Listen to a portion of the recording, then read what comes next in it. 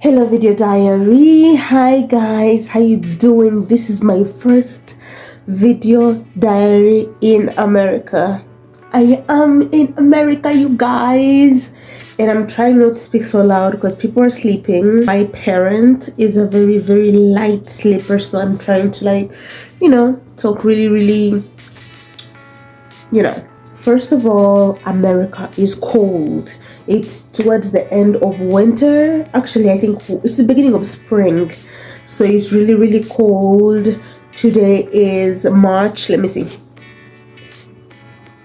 Today is March 18th, 2026.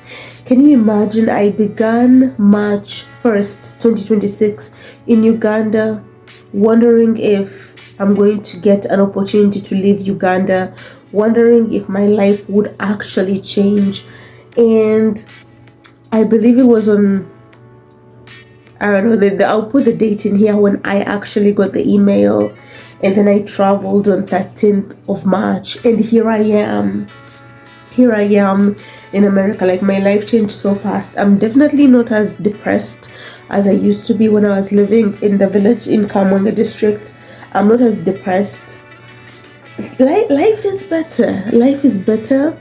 It has just I feel like life has just begun, but at the same time I have to remember I'm 31, you guys, and I'm going to be single this whole year, right? So I plan on being single 2026, but I'm hoping to start dating at the beginning of 2027. So fingers crossed, you guys. Like, I want to date, I want to have kids, I want to do all that good stuff. Now I'm in a country where the thought of making money is not frightening, the thought of having children is not frightening.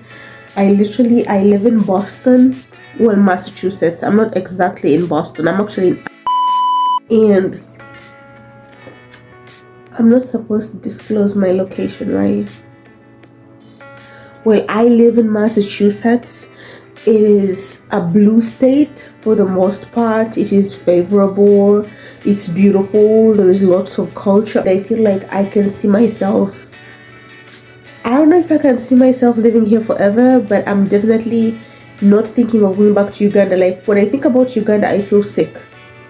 I'm very sorry, my fellow Ugandans. When I think about Uganda, I feel sick. I think about the having no money, being in my room for over 1 year, being in a village where there was so much alcohol, being in a place that basically was not all of me.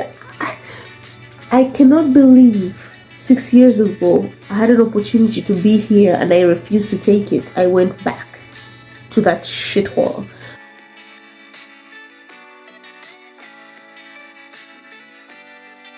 But anyway, the past is the past. I'm in America now, and this is my first video diary. First of all, how am I? Like, I'm really sorry, you guys, that I always talk about my family conflict all the time. It's my life. It's my life. It's my video diary. As much as I have had a very big win by coming to this country, oh my goodness, me and my parent are not compatible at all. Like, everything I say irritates my parent. Everything my parent says irritates me. So definitely, I just want to. There is this test called the MTEL test. So I'm supposed to do that test, right? I'm supposed to read for it. Tomorrow, I'm actually stuck doing hair. I'm doing, and that's fine. That's fine. I'm okay with it. But I want to get to the library. I need to start practicing for my MTEL test. I need to start paving way to getting a job. I know I'll get the job, right? I know I will get a job. I just need to pave my way and separate from my family, because we are in a small house, apartment. And if I tell you that I am very irritating to these people, apparently my parent says I'm too sensitive. And by too sensitive means that basically, I don't want to get too much into it, but just know they call me too sensitive. So basically, I pick on anything. I pick on every detail that is said, and I'm very irritating. And to be honest, I find them irritating too. So it's like, I feel like as much as there was a visitor who came and tried to do some guidance and counseling between me and my parents, either way, we irritate each other. Everything I say is irritating to them. Everything they say is irritating to me. We need to separate. And guess what? I'm with my youngest brother right now. He's not an asshole, but my younger brother is coming here in a few days, and he's a demon, right? He's a demon. So I feel like I need to fucking be strong, because this little apartment is about to be extremely toxic for me. By the way, I talked to the parent who stayed in Africa. Me and them have we have our little code going around, and we are healthy. Me and that parent who stayed in Africa, we are very healthy for each other. There is a trail around the apartment here where I can go for walks. So I've been going for walks and a little bit of runs, and I'm finally working on my weight. You guys, I need to record. I'm definitely going to record myself, like what I look like right now, because I look a mess. But I think I'm gonna try. Let me see if I can actually show myself right now what I look like. Okay. So this is me on the side view. I think I look horrible, but that's fine.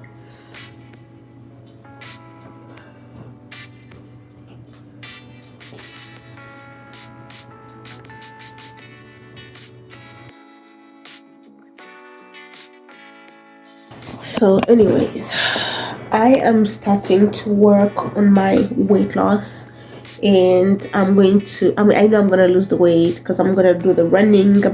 I'm gonna lose the weight, and you guys, I am working so hard on my appearance.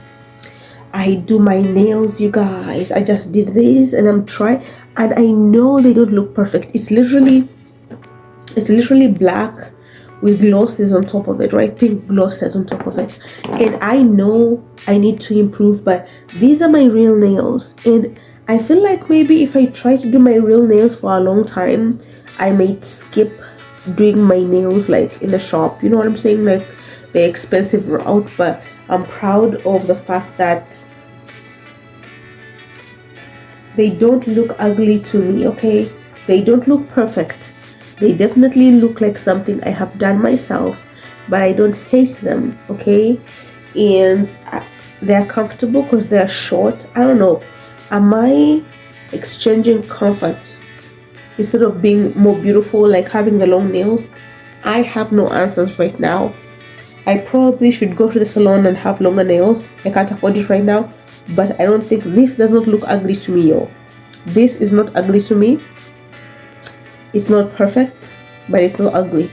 So I'm so impressed by how much effort I'm putting into my physical appearance. Yo, you guys see my baby hairs? Let me put this here in the back. You guys see how I'm designing my baby hairs real good? You guys see how well my hair is done, you guys? Literally, see how well? Let's see.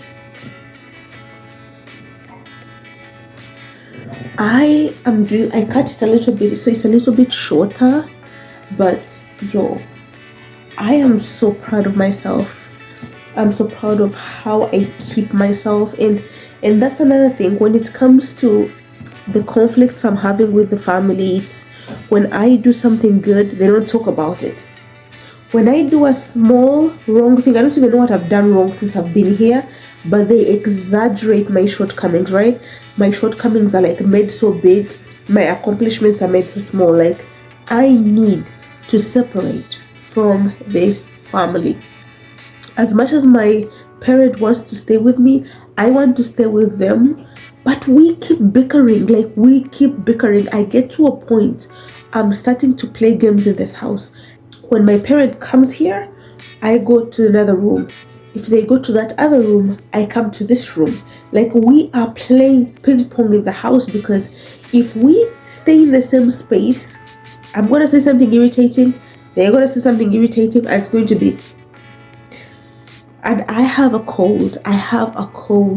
You guys. I have the first cold in a long time.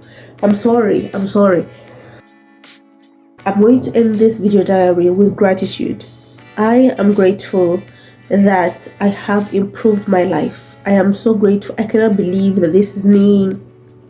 I can't believe that this is me. I'm loving myself. I'm working on myself. I'm taking my medication. I'm beautiful. I'm vibrant.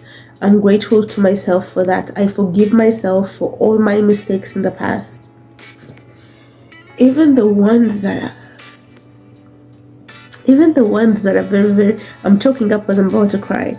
Even the ones like leaving America the first time when I left America, but I'm forgiving myself for all my shortcomings, because the people I live with and the voices of the people I hear every day are voices of self-detriment and voices of acting like I'm a burden, complaining about me. I'm too sensitive, I'm too this, I'm too this. So I need to give myself the comfort I'm not receiving from other people. So I commend myself for everything I've done right. I forgive myself for everything I've done wrong.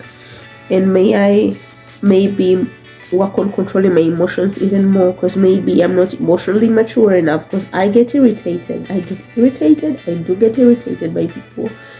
And I know that I expected this to be painful, like living with this parent, and it is painful, but I know that my two brothers are on their way here, and one of them is an extreme asshole, so I'm expecting more pain to be coming my way. May I handle it gracefully. And I'm also thankful to my parents for the sacrifices they have made to make it possible for me to be in and out of the US, and now in finally, without thinking of going out. Like, it's their sacrifices, their effort. Without them, I would not have this opportunity. Without them, I would not think beyond the boundaries of Uganda. So I'm very grateful for that. For that parent, for that. Like, I don't care how much I cannot live with them. I don't care how much we bicker back and forth and cannot be in the same environment. I'm so grateful for the sacrifices they've made, because this would not be possible. I'm also grateful for my parents' friends that I've met who, for example, I'm using a tripod right now, and they bought that for me. This shirt, even if I'm ruining it with snot, they bought it for me. Like, I'm so grateful for the people I'm meeting here who are so nice and gracious, and that trying to make me comfortable, driving me around town. And may I find a way to focus on these MTELs and do this test and get this job and work for maybe a month, or maybe less than, okay, hopefully not more than 2 months, so that I can get out of here and have some peace and quiet, because my parent treats me like I'm a child. I need some peace. I know I'm working towards it. I know my brothers are coming, so they're going to give me, the asshole one is going to give me more pain, but I know that I'm getting towards the end of pain. I know that, and at least now I know that it's going to be very difficult for that brother of mine to like hide the microwave. Why are they going to hide the microwave? Everybody uses the microwave. They used to hide the microwave, hide the blender. How are they going to do that? I know they're going to come here with all these devious plans, but this time I will be able to eat, I will be able to cook, I will be able to move around. I was not able to do that. So that asshole brother of mine will not be able to like be a problem on me anymore. And if they dare to be violent, I am willing to report to the police. Like, no joke. I know, as much as I have all these beautiful things going for me, I'm going to start losing weight and all that good stuff.